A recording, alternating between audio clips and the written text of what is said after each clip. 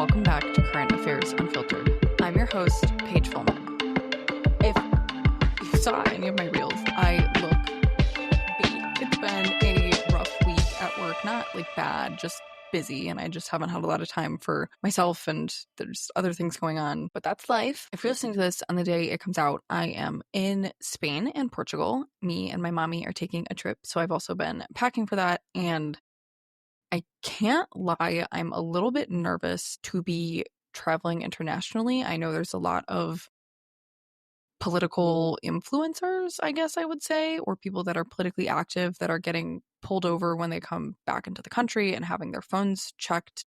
I was not able to get a burner phone. That's a whole nother story, but I am planning on wiping my phone completely, which is just scary that I have to even do something like that. It's like I never thought that that would be something that I worry about as an American citizen, and I don't know. It's just I am a little bit nervous about leaving the country right now, but I don't want to let it stop me from doing the things that I love and want to do.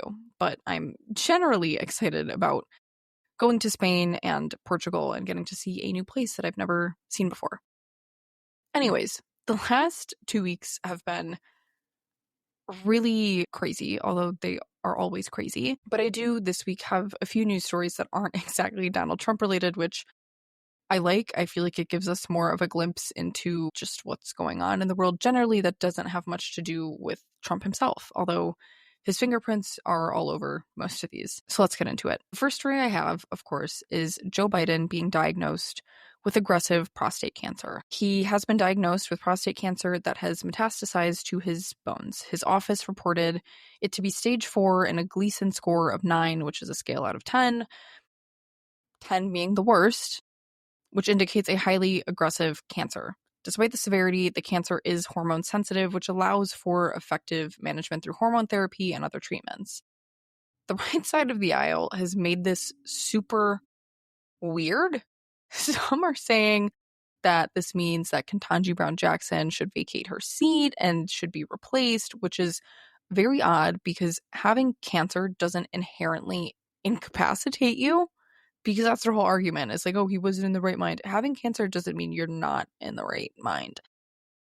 We'll get back to Joe's state of mind later. But others are playing doctor and saying that there's no way that it got this bad this quickly, which that's literally what an aggressive cancer does, is it moves and spreads quickly and metastasizes quickly. So, I don't know. The whole, and even Donald Trump is doing it. Like, his first initial tweet was like, I don't think he wrote it. Okay, I think an aide hit send because the aide knew that this was the right thing to do. But Donald Trump's first tweet, probably from an aide, was along the lines of like praying for Joe and Jill, da da da da. Okay, fine. Normal. The bar is on the floor, but he passed that bar. Okay. Then he followed up later in an interview spewing conspiracy theories and saying, oh, the situation's sketchy. And it's on the left too, like where people are like, oh, wrong president. Like, I just don't think we should be wishing metastasized to the bones cancer on anybody or saying about anybody's health that like this is some big grand plan and conspiracy theory. It's just wrong all around. And I think what makes me the most sad, no matter how I feel about his presidency, which was so in the best of times, is that when he left office, all I could think was that I hope he spends what few years that he has left surrounded by family. And it's really sad to me that that could potentially be cut short. No matter what you think of him, he spent, 40, 50 years of his life serving constituents, whether it was America as a whole or the state of Delaware. He spent his life serving people. And it's sad that... And I can't even believe that I feel like I have to explain this. It is sad to have somebody's time with their family be cut, especially somebody who works until they're in their early 80s.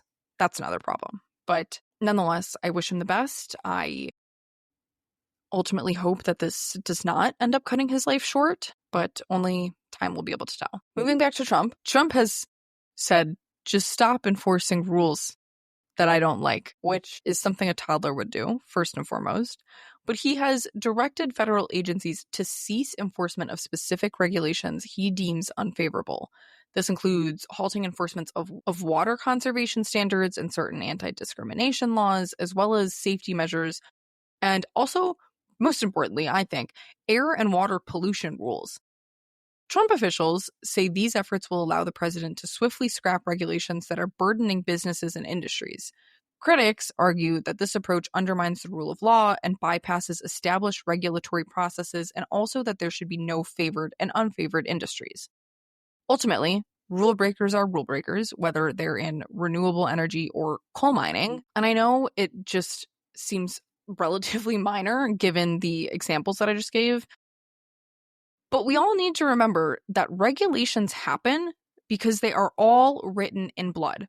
These regulations happen because people die, people get hurt, people get diseases. That's why we have these regulations. Getting rid of them is just ensuring that there is more disease, more death, more cancer, more whatever the bad thing that happened was that made these regulations happen. They don't just put regulations in place to screw over companies. That's the whole point of being capitalist, is people die. Not to be anti-capitalist, but the whole reason we have a 5-day work week and 7-hour work or 8-hour workday is because conditions were so bad. Think of like the radium girls and how they gave themselves jaw cancer and bone cancer and whatever else was wrong with them. And then they regulated that you couldn't use radium. Everything is written in blood. All these regulations are written in blood and bodies and death and gore. Period. And he's just telling people just don't enforce them. Which means that when companies are overpolluting or aren't following safety regulations, his administration and his people are not going to go after them to ensure that they are following those regulations. And the weirdest part is that if somebody were to die from not following certain safety protocols, whatever it is, feasibly, I think, not a lawyer, they could sue, their family could sue and say, oh, well, they weren't following these safety practices. Like, then what? Because then the company's going to have to pay. Like, I'm just not understanding. I don't know. Anyways, bad take to just say, well, I don't like it, so don't enforce it. How about you come up with like better safety regulations that just like don't quote unquote burden the industry or company or whatever it is. Ultimately, though, because these are not overturned, when somebody else is back in power, most likely a Democrat, they're just going to keep enforcing those same standards. So it just seems silly. It seems silly and stupid, but so is most other things in his administration. Other silly things in his administration include the budget bill, his big, beautiful bill. Let's talk about that. Let's unpack that for a minute. The House is considering a comprehensive budget bill that includes making permanent previous tax cuts, that include extending Trump's tax cuts from 2017, eliminating taxes on tips and overtime, and increasing border security funding. To offset the estimated $3.8 trillion cost over the next decade, the bill proposes significant cuts to safety net programs, notably Medicaid and SNAP. A Congressional Budget Office, which is a nonpartisan office, analysis noted that about 8 million recipients could lose Medicaid coverage. It institutes work requirements, which would kick in 2029, which is convenient to make it the next person's problem. But hardliners want those moved up to 2026 or 2027. It also has $50 billion for the Mexico Wall, $150 billion for defense spending, and this one I didn't understand and I couldn't really find a concrete answer on, creates a MAGA savings account for children. I'm not like, the way I understand it, I think it's for new children born, incentivize births or whatever.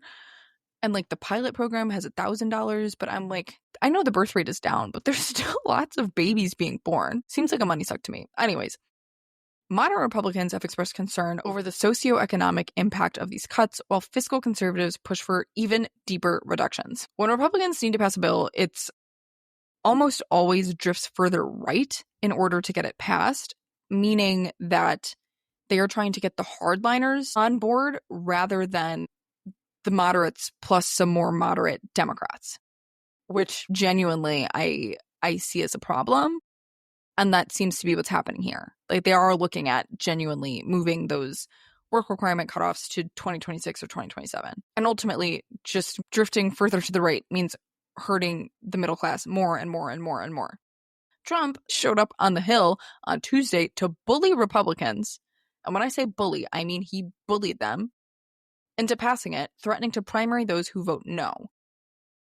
I think it goes without saying, I hope it goes without saying, that running your political party like a mob boss is not okay.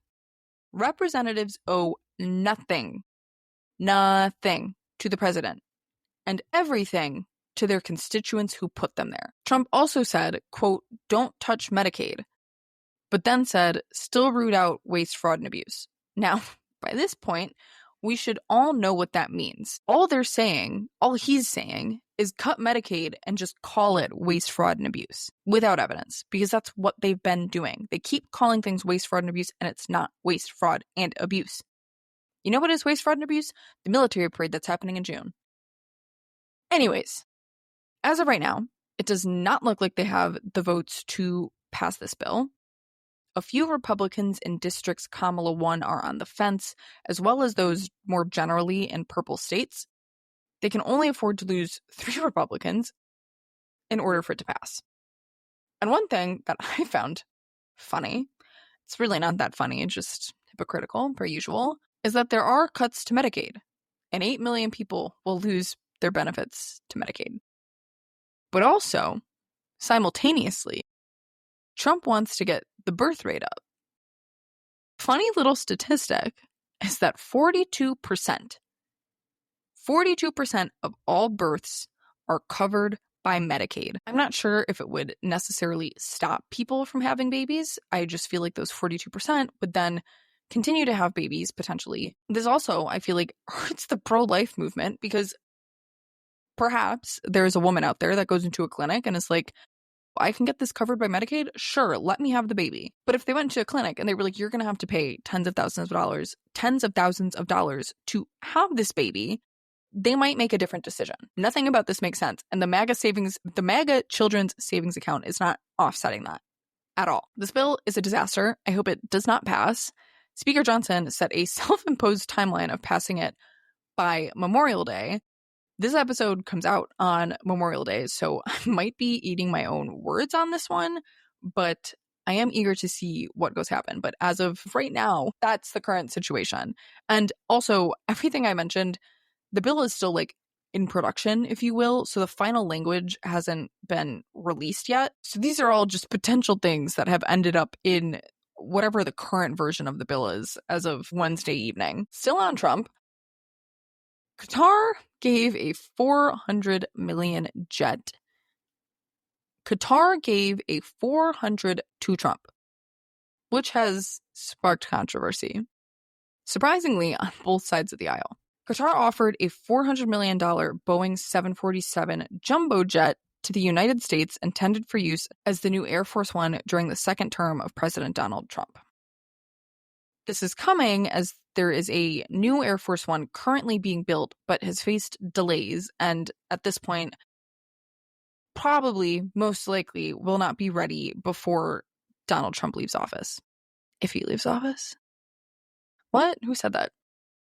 The gift, read bribe, is not equipped to be Air Force One and would cost taxpayers millions to equip it with the necessary bells and whistles to make it be Air Force One. First of all, that's issue number one. He's saying he's going to use it in his presidency, but it's going to cost taxpayers millions of dollars, and it's still going to take time to equip it with the things that it needs. So make no mistake, this is literally a bribe. I don't know what for yet. Rest assured, I'm sure there are at least 10 journalists trying to track down what it's a bribe for. It is essentially being laundered by DOD, the Department of Defense, and somehow through DOD then donated to the Trump library, which makes it legal on its face, but it's a bribe. Keep in mind, Hillary Clinton couldn't keep some like $500 earrings, but Donald Trump gets the $400 million plane. What? What do you mean? If you are president and you are getting a gift and your only solution to receiving the gift is that it has to go through DOD and then your cronies have to approve it, like that, be so serious. And I'm not the only one that thinks this, because both Democrats and some Republicans have stepped up and said, what are you doing? What is going on? And he's not really answering questions. He was in the Middle East last week and he took a little step up onto the plane, and people are just generally concerned about the overall legality, and also it's raising concerns, shocker, over foreign influence. Trump has also compared the gesture to the Statue of Liberty, from France, and Grover Cleveland. Although it should be pointed out that Grover Cleveland did not reside in or travel with or take home with him the Statue of Liberty after he left office. It was put in the ocean or whatever. I've never been to New York. What is it in? Is it in a lake? I don't know.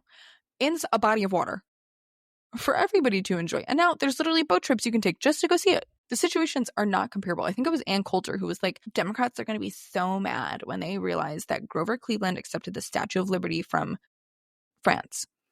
And Grover didn't live in the statue. Grover didn't benefit from the statue after he left office.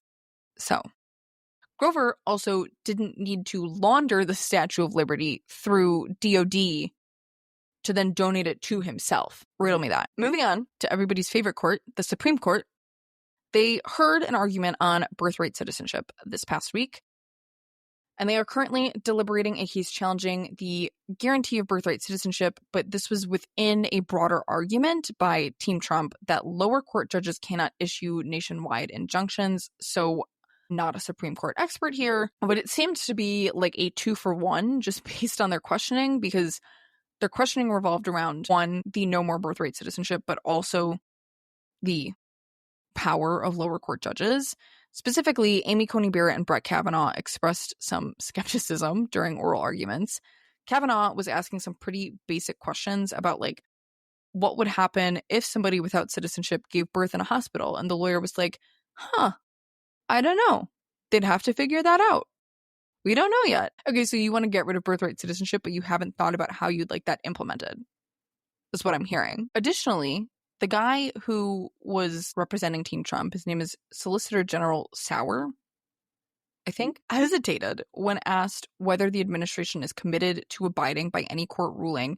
Amy Coney Barrett leaned forward and said, did I understand you correctly to tell Justice Kagan that the government wanted to reserve its right to maybe not follow a circuit court precedent, say in New York, because you might disagree with the opinion? Sauer then said, there are circumstances when it is not a categorical practice. Okay, Ketanji Brown Jackson noted that his argument, quote, seems to turn our justice system into a catch-me-if-you-can kind of regime, where everybody has to have a lawyer and file a lawsuit in order for the government to stop violating people's rights. Sauer then suggested that instead of individual lawsuits, litigants could bring class actions. But then the guy that was representing the states said that's going to produce unprecedented chaos on the ground, which it would. Alito noted that there are 680 district court judges and that all of them being able to issue nationwide injunctions could also impose chaos. But then Sauer did not provide an answer that was satisfactory and that class actions would be better methods. The decision will come out when all SCOTUS decisions due in June, so stay tuned for that one. I don't see them overturning birthright citizenship, especially given how much of a mess the guy's argument was. There wasn't anything cohesive about it. If they do overturn birthright citizenship, which would also imply that they've wrongly interpreted it for 127 years, I will no longer be trusting the Supreme Court if that happens. And what may be indicative that they're going to do something crazy, though, the Supreme Court allowed the termination of temporary protected status for Venezuelans. They have permitted the Trump administration to end temporary protected status, TPS, for approximately 350,000 Venezuelans, allowing their deportation while legal challenges continue. TPS allows immigrants that are facing dangerous conditions in their home countries to be here legally and to be protected from deportation, and also allows them to work and pay taxes, but does not provide a path to permanent residency or citizenship. Countries that we have allowed TPS with include Afghanistan, El Salvador, Ethiopia, Haiti, Honduras, Lebanon, Somalia, Syria, Ukraine, Venezuela, and Yemen. As of March 21st, by edict of Kristi Noem, Afghanistan is no longer on that list, and they're fighting to take Venezuela off as well, which apparently they just won that. It's wild to me because the TPS system has rules in place. Can't get TPS if you've committed a crime, whatever. They didn't need to get rid of TPS for Venezuelans to deport them. All they needed to do was make the case that the people with TPS from Venezuela had broken the rules to having TPS, such as committing crimes, like they're saying that they're all doing. Another silly and just stupid thing. I can't even fathom being just any sort of not born in America American. Because you can be American without being born in America, but being anything other than born in America American seems like the most terrifying thing to be right now, because you're just in a state of limbo. You don't know what they're going to go after next. You don't know what they're thinking, what they're doing, and to just revoke TPS of all these people is sad, because they did it the quote-unquote right way. They came here. They were allowed to be here. And when your whole argument is, oh, come here, do it the right way. They did it the right way. They did what they needed to do. They're paying taxes. They're working. This turns their whole argument on their head, although it's not the first time that they've been hypocritical. That's just their MO. But moving on, we're going to talk about J.D. Vance and the Pope. Pope Leo has survived an encounter with J.D. Vance. He is the first recorded pope to do so. J.D. Vance and Marco Rubio met with Pope Leo at the Vatican, delivering a letter from President Trump with an invitation to the White House and a Chicago Bears jersey, to which I say, keep my city out of your mouth, J.D. Vance. Woke Pope Leo has spoken out against Vance, and it appears the Trump White House is trying to mend relations. We haven't talked about Pope Leo being elected, and I did mention in one of my last couple solo episodes that I am a Jesuit girly through and through, but I'm throwing my trust to my local Chicago boy, Pope Leo. Also, and I do hope that he continues to have a hardened stance on the stuff Vance and Trump are doing. Another interesting thing I saw, this is more in the good news category, J.B. Pritzker, who's the governor of Illinois, my governor, love him. He is absolutely gearing up to run for president in 2028. And I think it would be so funny if he won. Then, you know what Chicago has? Chicago has the church and Chicago has a state. Illinois has the church and the state. Anybody that went to grad school with me knows I'm a Chicago supremacist. I love the city with my entire heart. And Pope Leo, being from Chicago, becoming the Pope, I and every other person from Chicago who loves Chicago is not going to shut up about this for years, decades even. I will be singing that song and dancing that dance for the next couple decades. Nonetheless, Pope Leo has survived his encounter and hopefully will now go on to do good things in the world and carry on Pope Francis's legacy. In other news, a fertility clinic in Palm Springs, California was damaged in a bombing that authorities are investigating as a potential act of domestic terrorism. The explosion gutted the American Reproductive Center's clinic, causing significant property damage. Investigators are examining writings left by the suspect who died in the blast for anti-natalist ideology.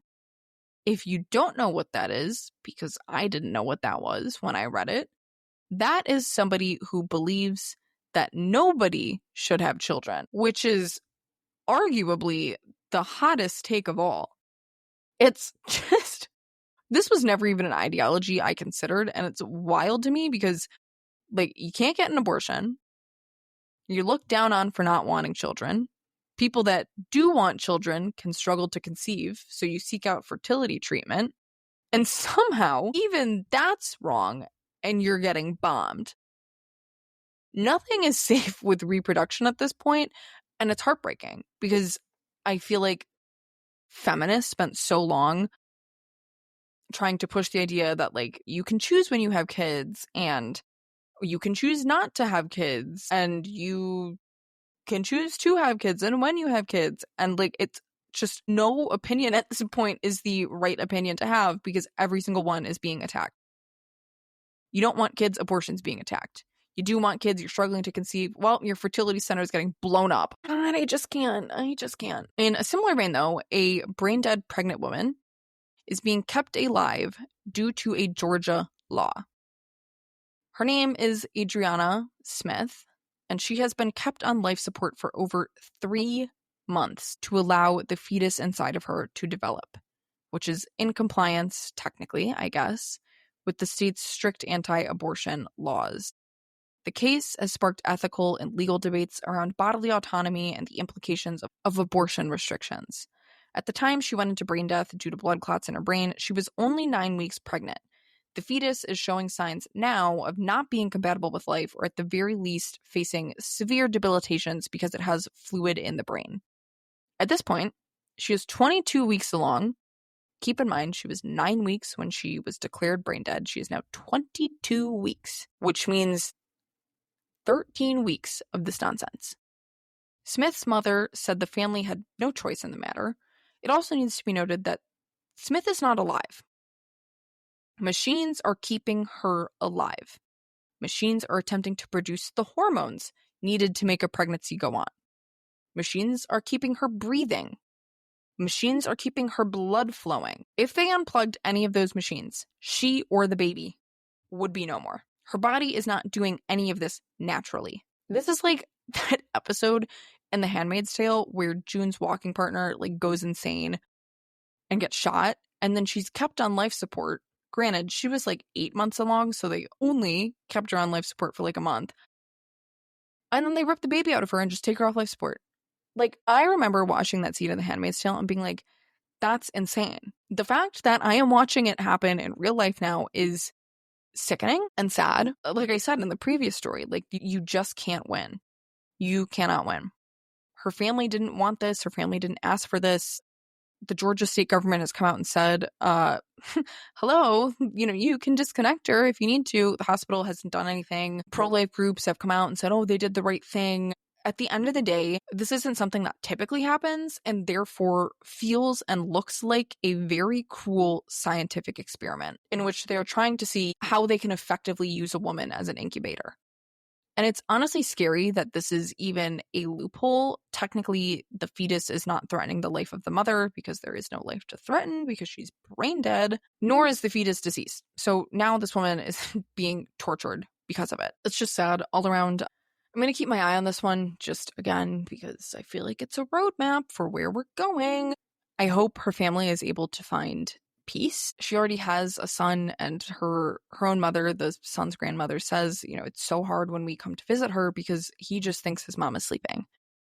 It's just a heartbreaking situation, and I don't think there's no winners here because she's not coming back. The baby most likely is not going to survive. The son doesn't have a mother anymore. Her mom is forced to come and see her mostly deceased daughter be an incubator. It's sad all around. The last thing I wanted to talk about before we depart is Jake Tapper's new book that came out called Original Sin. Now, poor timing for this book to come out considering Biden's cancer diagnosis. Really had a double whammy. Cancer diagnosis, and now a book came out talking about his mental decline. I did start listening to the book. I'm a big audiobook user, especially with my commute to work. I spend 3 hours in my car 3 days a week commuting to the office. So I love to listen to an audiobook on my way there and podcasts. But this book came out. If you don't know who Jake Tapper is an anchor for CNN. Now, if you recall, there were a lot of media outlets that were in denial about Joe Biden's aging problem. I don't know how else to put it. They wouldn't really acknowledge anything. And granted, good journalists don't make stuff up. And I have an episode coming out in a couple of weeks with a former journalist, and she talks about how typically you need 3 sources for the same fact, and one needs to go on the record. Then you can print it. During Joe Biden's presidency, they kept that ish locked down. They only had loyalists in there, people that weren't going to go run to the media and say what they saw. And people that would speak to the media were saying, oh, he's fine. I'm not trying to make excuses for the journalists because we all saw what we saw. We all saw that June debate last year. But the journalists didn't have much room for interpretation when what they were being told and people going on the record for it was always fine. Bad news organizations made stuff up, but ultimately, it still sucks that Jake Tapper is the one that wrote this book after reporting for years, oh, Joe Biden's fine. He's fine. Everything's okay. That's where my problem is. However, great book, I must say. It's a really damning account and really, I feel like I'm learning a lot about Joe Biden and who he was. One of the really interesting things that I learned about that they talk a lot about Beau Biden, who was basically the golden child in the Biden world and was the Attorney General of Delaware before he passed from brain cancer. And one interesting thing that I think parallels how they also reacted to Joe Biden's decline, the Biden family, I mean, is the fact that when Beau got cancer and was clearly deteriorating and going to be incapacitated for a while, was they shut everybody out. They told all the media, all whatever, oh, it's fine. He's fine. They would check him into hospitals under pseudonyms. They weren't telling anybody what was going on. And they did the same thing with Joe Biden. So it's not the first time that this has happened. And it hurts. Again, like I said, he's a guy that's served for so many years and been a public servant for decades. So it sucks that his legacy will ultimately be stained by this. Like I said, it is a good book. I recommend you go and read it. I have learned all about Hunter Biden. I learned all about Hunter Biden. One new fact I learned, I think I vaguely knew this from like Republicans on Twitter. Hunter Biden had an illegitimate child that he then also wouldn't like recognize and then told his family don't recognize him, and then they didn't. Like Jill Biden gave the tour of the White House at Christmas and there were only 6 stockings when there was in fact a 7th grandchild, which I think just goes to show that like they run so close knit and like what one says goes. There is a lot of like digging into the moments that we saw. I haven't gotten to the part where he talks about the debate yet. I'm not done with the book. I'm listening. I'm going. But it does give a lot of insight into like certain things that we saw, such as like the Joe Biden stolen document case. Like it gives a really good play-by-play of that, and ultimately just goes to show that what we were seeing in front of the cameras was just the tip of the iceberg.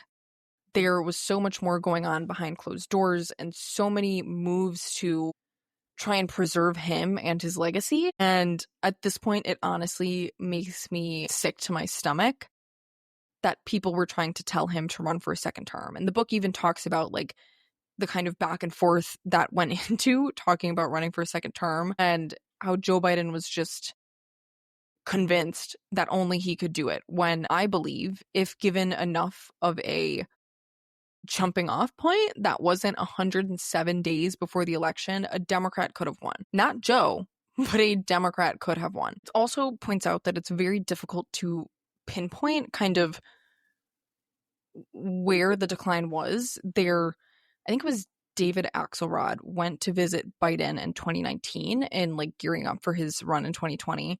And David Axelrod had said at the time, the guy's aged like milk. And I think part of that was because of Beau Biden's death. I think he and Jill suffered mentally tremendously. And also that was when the drama with Hunter was starting to kind of boil up. But then there would also be like moments of clarity, like it talks about how in December of 2022, Jon Favreau, who hosts Pod Save America, went to go take his family to the White House. They ran into Biden and he was all there, talking witty stories. But then in April 2024, he goes back and Biden is incoherent and frail. So this does just point to like, oh, he has his good days and bad days and, whatever. But it is a damning account of Biden's presidency. And like I said, it makes me sad that this is going to really taint his legacy. I think there are so many more things you could say about him other than his presidency that make him a good person, a good politician, a good public servant. And this ending his legacy at the same time that he is diagnosed with stage 4 metastatic prostate cancer is very, very sad. Nonetheless, I do recommend it. It is, I don't even know how far I am in it. I think I'm about halfway through, but it is a good listen. I do feel like I'm learning a lot about what was going on behind closed doors. I've been listening to a lot of books that are coming out about the 2024 election and about Biden's presidency. The other one I read was Fight: Inside the Wildest Battle for the White House. That one was a good one, and it really went into detail about Joe Biden dropping out and kind of where Kamala was. It ultimately confirms that Joe Biden dropping out and simultaneously endorsing Kamala was him giving the middle finger to the people that were trying to push him out. And then the other one I read was Revenge: The Inside Story of Trump's Return to Power by Alex Eisenstadt. That was also a really good one, specifically about Trump. And it also talks about like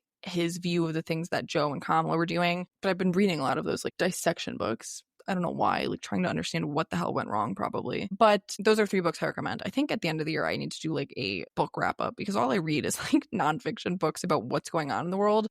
But now I feel like I have all 3 perspectives. I feel like I got Donald Trump's perspective and Kamala's perspective was mostly in the Fight book. And now this is what was going on with Joe Biden within all of that. So I feel like I've collected my last Infinity Stone in books combing through the 2024 election.